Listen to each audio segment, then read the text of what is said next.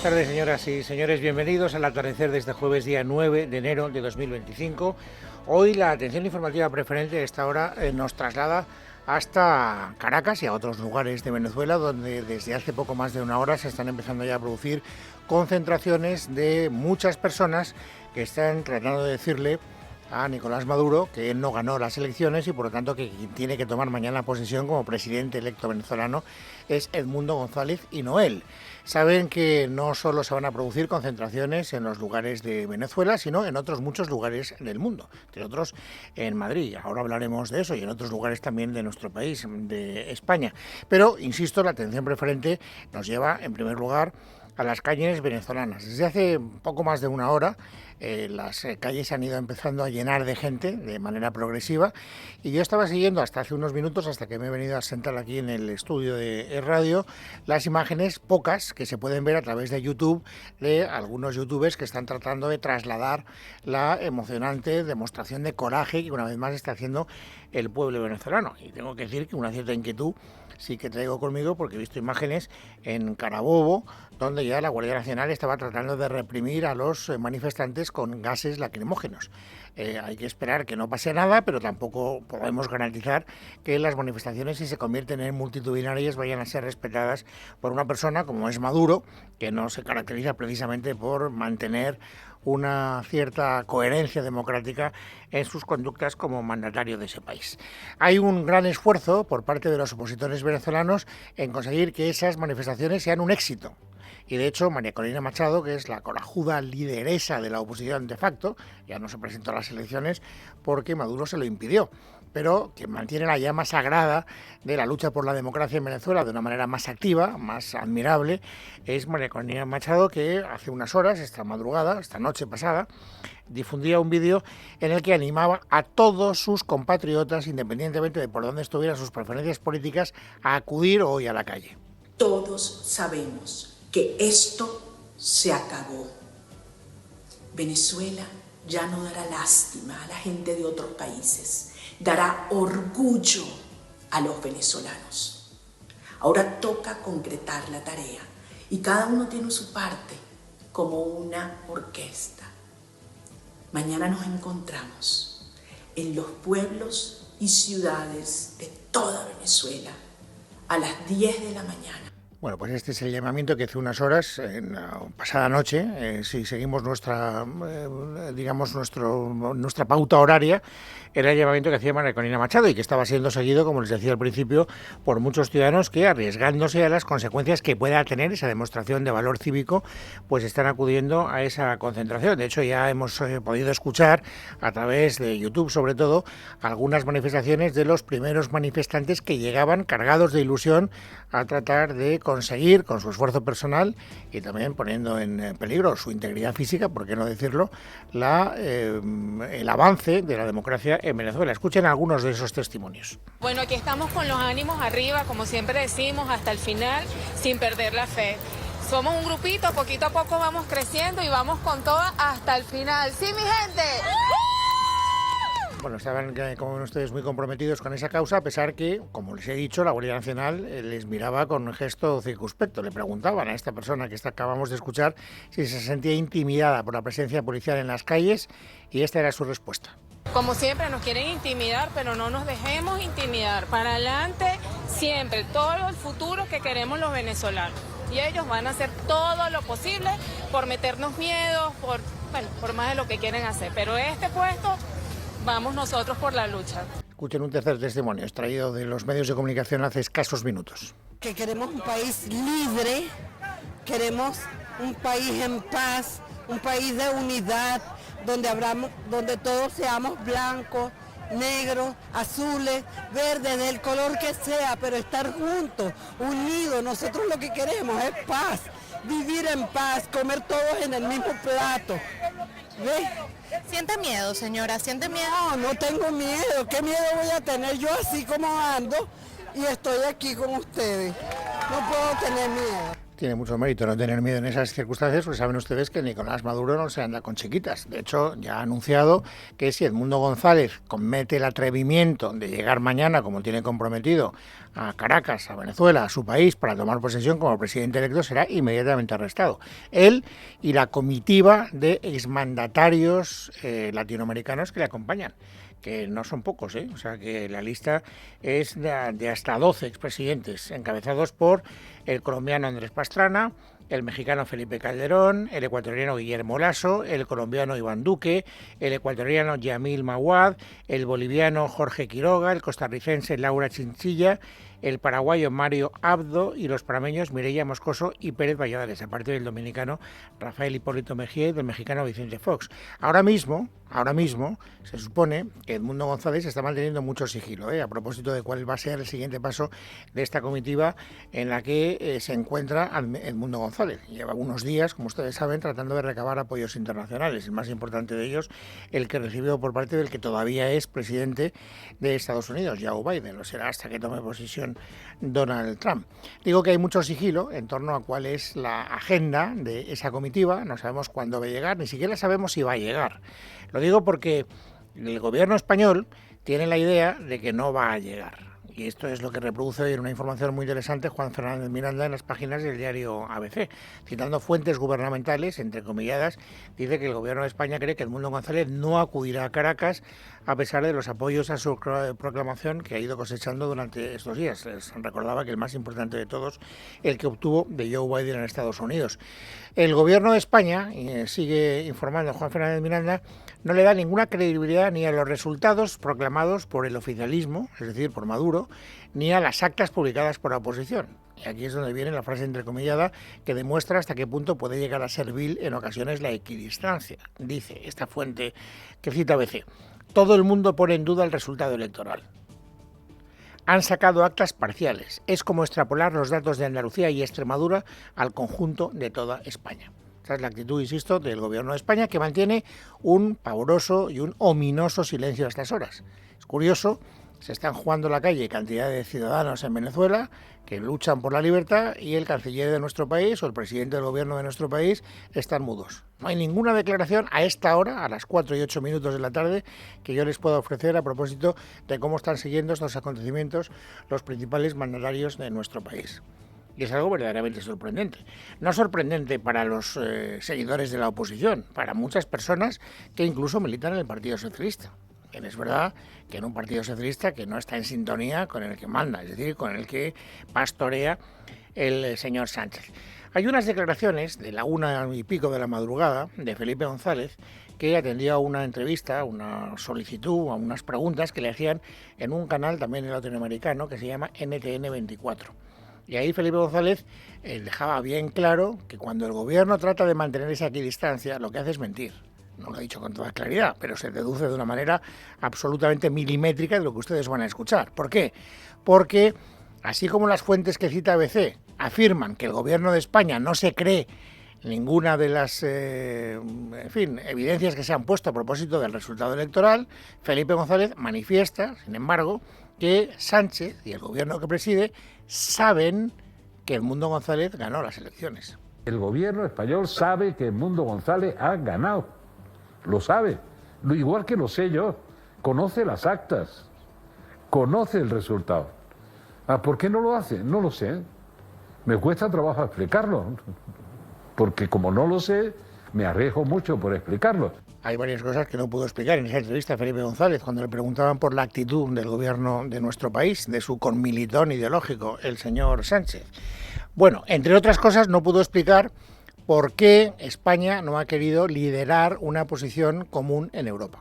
Y es muy interesante lo que dice Felipe González a propósito de esta cuestión, porque cada vez que habla Álvarez dice que España está siguiendo la posición mancomunada de todos los países de la Unión Europea, cuando lo cierto es que en Europa siguen esperando que España se manifieste, que dé un consejo. No lo digo yo, insisto, lo dijo con toda claridad Felipe González.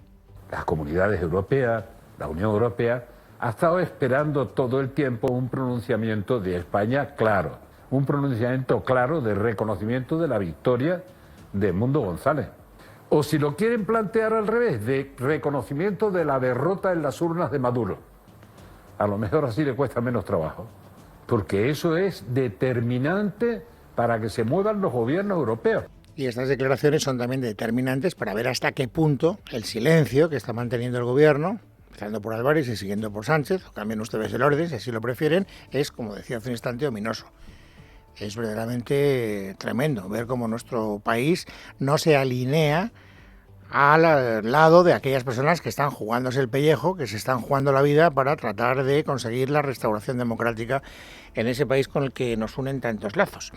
Bueno, esta tarde, como les decía, se va a producir también una manifestación que se espera multitudinaria en las calles de Madrid. La convocatoria es a las 6 de la tarde y no consta que ningún representante oficial del gobierno vaya a asistir a ella, pero sí consta que muchos líderes de la oposición van a estar presentes. Va a estar presente, por ejemplo, Núñez Feijóo y aquellas personas que han sido presidentes del gobierno en representación del Partido Popular, es decir, el señor Rajoy y el señor Aznar, que también van a acudir a esa manifestación, entre otros. Sin embargo, es curioso porque en estas horas previas, y esto no afea la conducta, o sea, el señor Feijóo va a estar esta tarde en la manifestación, lo cual a mí particularmente me parece muy bien, pero en las horas previas tampoco ha hecho que a mí me conste ningún llamamiento a sus seguidores para que acudan a esa manifestación. Él en su agenda ha preferido ir a Valencia para hablar con los damnificados de la Dana, que no me parece mal, pero no ha querido poner como prioridad el asunto venezolano, hasta el punto de que si hemos de encontrar o hemos de buscar algunas declaraciones de algún dirigente del Partido Popular animando la participación esta tarde de la manifestación en favor de Edmundo González, de la democracia venezolana, tenemos que remitirnos a las palabras de Inmaculada Sanz, la vicealcaldesa de Madrid. Yo creo que todos los demócratas españoles tenemos que estar hoy en esa cita, en esa concentración de los ciudadanos venezolanos que muchos de ellos se han tenido que exiliar por la situación tremenda, ¿no? Por esa dictadura terrible que están sufriendo ya desde hace muchos años y sobre todo por las violaciones de derechos humanos que estamos viendo como además se están incrementando en las últimas horas. Y los líderes del partido no han querido hablar, han hablado de Venezuela. No han hablado de la manifestación estricto sensu, por lo menos hasta donde yo sé. El portavoz parlamentario del Partido Popular, el señor Tellado, ha querido hacer una referencia venezolana a Venezuela o a la situación venezolana, pero para afear la conducta del gobierno de Sánchez a propósito de su obsesión con Franco. Sánchez estará estos días celebrando la muerte hace 50 años de un dictador, mientras permite que otro dictador, vivito y coleando, celebre hoy su supervivencia. Qué disparate, qué barbaridad, qué asco, qué asco. El otro líder del gran partido del centro-derecha, numéricamente hablando, el señor Abascal, sí que ha querido, sin embargo, hacer un llamamiento a sus seguidores para que traten de secundar la manifestación de esta tarde en las calles de Madrid. Que nada impida que hoy se llenen las calles masivamente de venezolanos que quieren recuperar el destino de sus vidas y la soberanía de su nación.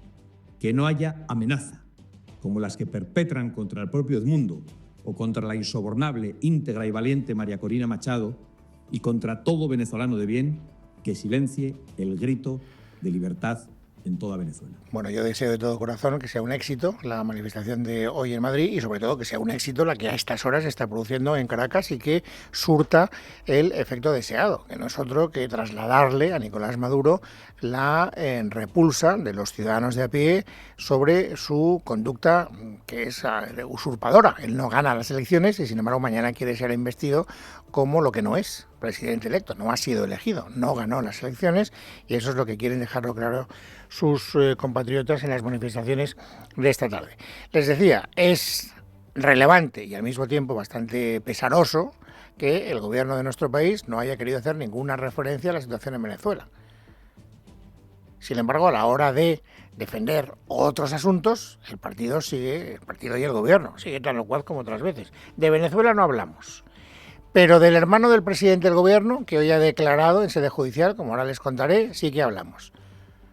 Defender a la oposición venezolana, no. Pero defender al hermano de Sánchez, por supuesto, escuchen a Bolaños. Mi plena confianza en la justicia española. Estoy absolutamente convencido que la verdad va a prevalecer. En el caso de David Sánchez, todos los testimonios, todas las declaraciones, todos los informes que se han conocido y que se han incorporado a la causa, todos vienen a concluir que no hay nada y, por tanto, pues dejemos que la justicia haga su trabajo y que la instrucción efectivamente sirva para poner de manifiesto que donde no hay nada, no hay nada. Llama la atención esta declaración de Bolaños por dos motivos. En primer lugar, por esa especie de, en fin, de invasión de un territorio que no le es propio. Ya determinarán los jueces si hay algo o no hay algo. Pero sobre todo lo que llama la atención es que estas declaraciones se produjeran antes de conocer los detalles de la declaración del hermano de Sánchez en sede judicial. Eso se ha producido esta mañana. Y una vez que se ha producido esa declaración, pues hemos conocido algún detalle que no permitiría, en buena lógica, pues sacar mucho pecho, ni al señor Bolaños ni a aquellas personas que siguen defendiendo la inocencia del hermano del presidente del gobierno, Miguel Ángel Pérez. Buenas tardes. Fuentes jurídicas consultadas por Libertad Digital afirman que David Sánchez ha sido incapaz de aclarar a la titular del Juzgado de Instrucción número 3 de Badajoz, Beatriz Viedma, su labor como jefe de la Oficina de Artes Escénicas de la Diputación Provincial de Badajoz. Tampoco ha podido explicar la composición de dicha oficina, dónde está ubicada, y ha señalado que no tenía subordinados a su cargo. Además, ha afirmado que se enteró del otro puesto de coordinador de actividades en los conservatorios de esta Diputación, buscando trabajo en Internet. Las mismas fuentes jurídicas consultadas señalan que el hermano del presidente del gobierno, Pedro Sánchez, ha incurrido en varias contradicciones respecto a lo declarado este miércoles en sede judicial por varios testigos. Además, ha respondido a las preguntas de su abogado, de la propia juez y del fiscal, obviando las preguntas formuladas por las acusaciones populares personadas en esta causa. Lo que nos ha contado Miguel Ángel Pérez es lo que están destacando también la mayor parte de los medios de comunicación. Por eso les decía hace un instante, pues no parece que haya muchos motivos para estar contento con la declaración de David Sánchez, con el hermano del presidente del gobierno. Porque una persona que dirige una oficina y que ni siquiera es capaz de saber ni dónde está ni cómo se organiza, pues no parece que, en fin, pueda salir airoso de ese interrogatorio. Le han preguntado sobre esa cuestión al abogado defensor de David Sánchez, que se llama Emilio Cortés. Y él ha tratado de justificar el desconocimiento absoluto de su defendido a propósito de la oficina que dirige con esta argumentación. La oficina no tenía espacio físico porque la oficina era una manifestación, un espejo de su puesto de trabajo. Era una herramienta, era un instrumento. No, esa bifurcación que se trata de establecer, eso es absolutamente ficticio y absolutamente malintencionado. Claro, si no sabes dónde está la oficina, difícilmente puedes ir a trabajar a esa oficina. De ahí que le hayan preguntado a propósito del absentismo laboral. Oiga, ¿usted de verdad trabajaba? Si no sabía ni siquiera dónde estaba su puesto de trabajo, ¿cómo iba a trabajar? Sobre ese supuesto absentismo, Emilio Cortés también tenía su particular explicación. Que cómo ha negado las acusaciones de absentismo laboral. Las acusaciones de absentismo laboral vienen negadas radicalmente desde la documental Obrante en Autos y desde las declaraciones de ayer de los 3 testigos, que no solamente dijeron que no practicaba el absentismo, sino que era verdaderamente asfixiante su forma de trabajar. Por tanto, esto es como un castillo de naipes que se van cayendo. Insisto, no parece por los datos que conocemos que haya muchos motivos para el optimismo o para la satisfacción. Sin embargo, el letrado de David Sánchez, en contra de lo que podría parecer, sí que estaba especialmente satisfecho por la declaración de su defendido. La declaración ha sido muy satisfactoria, muy aclaratoria y en consecuencia me encuentro muy satisfecho, muy agradado y muy contento no solamente por el contenido, sino también por la forma en la que se ha expresado mi cliente. Bueno, no solo ha declarado hoy el hermano del presidente del gobierno, también ha declarado el presidente de la Diputación de Badajoz, que se supone que era su empleador, porque esa oficina dependía de la Diputación de Badajoz, que preside Miguel Ángel Gallardo. Miguel Ángel Gallardo, después de su declaración, ha sido preguntado por los medios de comunicación que le esperaban a la salida. Y él pues también ha contribuido a que la perplejidad de los oyentes crezca algunos enteros, algunos centímetros, algunos metros o algunas hectáreas, depende de la capacidad de sorpresa de cada uno. ¿Por qué lo digo? Fíjense cómo ha explicado él, ante los medios de comunicación, la defensa que ha hecho en sede judicial de la importancia que tenía el puesto de trabajo del hermano del presidente del gobierno. Pues la coordinación y sobre todo lo que tiene que ver con la ampliación de un género musical en estos momentos imprescindible en esta tierra, como es llevar la ópera a los pueblos y cómo eso puede servir también para incentivar el empleo de los chicos y chicas que trabajan en los conservatorios.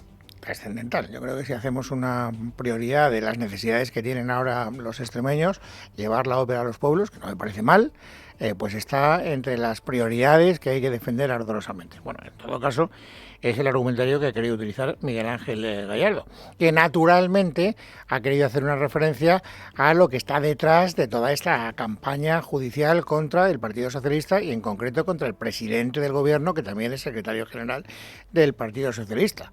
Una campaña, ustedes adivinan de quién, de la ultraderecha. ¿Cuál es el carácter y sobre todo el interés de este procedimiento? Y es un intento de la ultraderecha y de la derecha de mediatizar la justicia. Yo confío plenamente en la misma y como confío en la misma, pues he declarado aquellas preguntas que me ha hecho la jueza y también la fiscal y por supuesto mi defensa.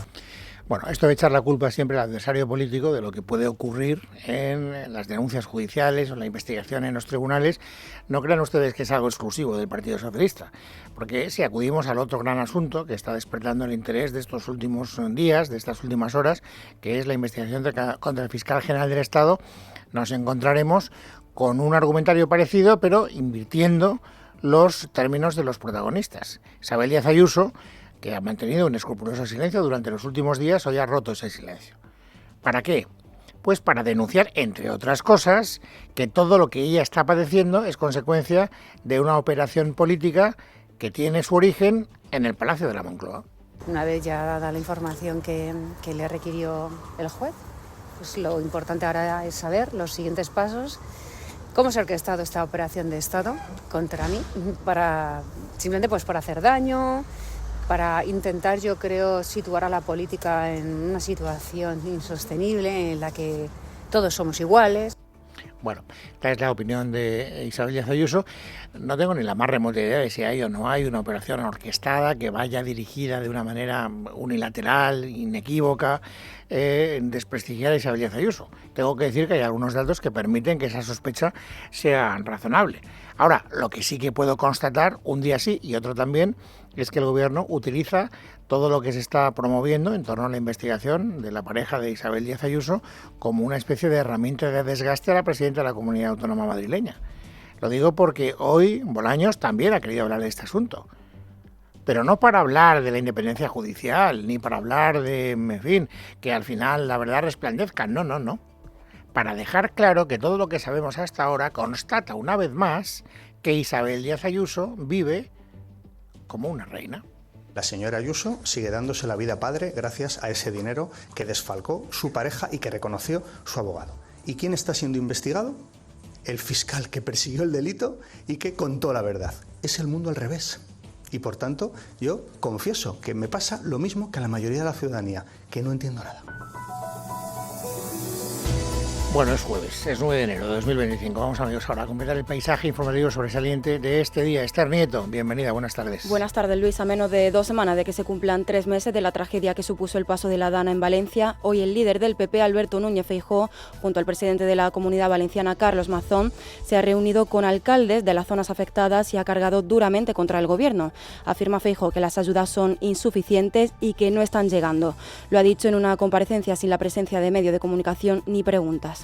El primer responsable de la gestión y de la recuperación, que no es otro que el presidente del Gobierno de todos los españoles. Me hubiese gustado que estuviese aquí, pero no ha venido. Es el mismo presidente que se tomó 5 días de asueto tras mandar una carta a los españoles. Es el mismo presidente que se dedicó a esquiar durante las vacaciones de Navidad en vez de venir a la Comunidad Valenciana a hablar con la gente afectada por la Dana. Es el mismo. Creo que debería haber venido, no quiso venir. Además, el líder del PP ha defendido la labor de Mazón en la reconstrucción de las zonas afectadas y el trabajo de los valencianos. Por su parte, el presidente valenciano, Carlos Mazón, ha agradecido el apoyo de Feijóo con su visita y ha acusado al Ejecutivo de organizar una cacería en su contra, ha dicho. Nunca pensé que el gobierno de mi país, el Partido Socialista y o Compromís, llegaran al nivel al que han llegado. Jamás lo pude imaginar. Mientras unos dábamos un paso adelante, casi frente a todo, rehuíamos la confrontación y priorizábamos a los valencianos, ya en esos primeros días comenzó la cacería. Hoy, compañeras y compañeros, os quiero confesar que de buena fe me equivoqué. Feijóo también ha aprovechado su visita a Valencia para anunciar que el PP presentará en el Congreso una proposición de ley para centralizar y agilizar las ayudas por la Dana. Y cambiamos de asuntos porque hoy el Gobierno y el Ejecutivo de las Islas Canarias se han dado 10 días de plazo para estudiar un decreto ley u otra figura para solucionar el colapso migratorio que vive el archipiélago canario, Ceuta y Melilla, y así poder distribuir de forma extraordinaria a los menores migrantes entre las comunidades autónomas. Aún está por determinar cuál va a ser la vía por la que el presidente canario, Fernando Clavijo, y el ministro de Política Territorial, Ángel Víctor Torres, vayan a oficializar esta medida. Rubén Fernández. Que el Gobierno vuelva a desdecirse tras negarse a aprobar un decreto ley sobre migración porque decían crearía inseguridad jurídica si no lograban convalidarlo en el Congreso. Ahora Ángel Víctor Torres se abre a aprobarlo. ¿De cuál es la fórmula viable? Que bien puede ser un decreto ley, bien puede ser una proposición de ley, bien puede ser un decreto ley, es lo que digan los servicios jurídicos. Así se lo ha prometido el presidente canario, Fernando Clavijo. En los que nosotros seguimos apostando por una solución más rápida que es la del decreto ley. Parece que puede haber alguna diferencia jurídica al respecto, pero creemos que el decreto ley es lo que es inmediato y lo que aliviaría la situación de Canarias. El problema es que si el Gobierno no consigue los apoyos parlamentarios para su convalidación en el plazo máximo de un mes, decaería el reparto que activarían tras la aprobación de este por parte del Gobierno, lo que desataría un caos a las pocas semanas. El propio Torres lo admitía. El decreto ley que luego no se convalida en el Congreso de los Diputados queda invalidado, por tanto, por eso hemos acordado conseguir los apoyos parlamentarios. Y aunque admite que están negociando con Junts, el partido de Puigdemont siguió oponiéndose a su aprobación. Hay que señalar que, según fuentes del Partido Popular, el PP ha rechazado el texto propuesto por el Ejecutivo de Canarias al Gobierno central para la distribución extraordinaria y puntual de menores migrantes si no incluye financiación y es fruto del consenso. Este portazo se suma al que ya dio en julio a la toma en consideración en el Congreso de los Diputados, a la reforma de la Ley de Extranjería y a la negociación que se abrió después con el Gobierno central. También Vox se ha mostrado en contra de este reparto, pese a desconocer, al igual que el PP, el texto. Vamos a escuchar a la portavoz de Vox en el Congreso, Pepa Millán. No queremos políticas de puertas abiertas, no queremos inmigración ilegal, porque las consecuencias al final las padecen los mismos. No las padece ni el presidente de Canarias ni los ministros que legislan para abrir las puertas de nuestra nación de par en par, que viven en sus casas con seguridad. Las padecen los españoles más humildes. Y nosotros en nuestras calles queremos ley y orden, no queremos inmigración ilegal. En lo económico se complica el futuro de Muface. La Mutua que da cobertura sanitaria a 1,5 millones de funcionarios. A 6 días de que acabe el plazo de la segunda licitación, Asisa se ha quedado como la única posible aseguradora candidata después de que hoy DKV haya anunciado su decisión de no presentarse al concurso convocado por el Gobierno.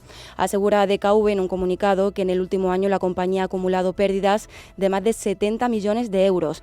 Recordamos que el Gobierno en su última oferta había decidido incrementar la prima en un 33,5%, una subida que vendieron como histórica. Aún así, la cifra sigue siendo insuficiente para las aseguradoras, que consideran que el modelo está infrafinanciado.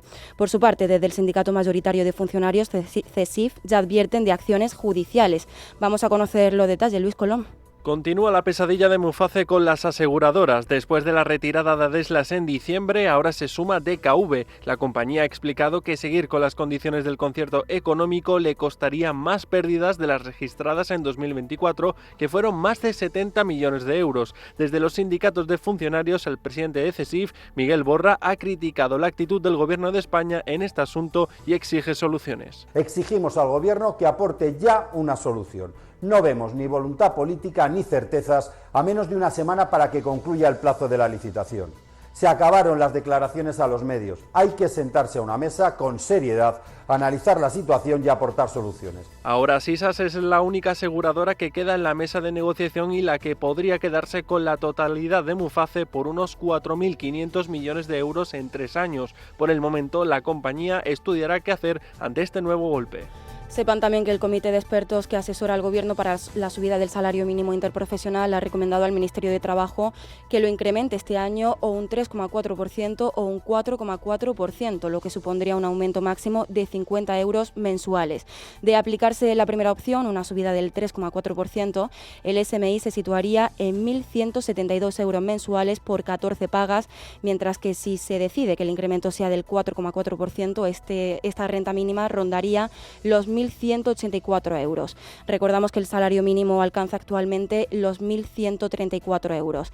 Y fuera de nuestras fronteras estamos también muy pendientes de Los Ángeles, porque al menos 5 personas han muerto en uno de los incendios activos y sin control que azotan a ese país. Más de 1.100 negocios y otros edificios se han quemado y cerca de 130.000 evacuados han tenido que abandonar sus hogares. La fuerte racha de viento que alimentaron las llamas han disminuido en las últimas horas, pero se pronostica otra oleada para el día de hoy y para mañana con ráfagas de hasta 90 km por hora.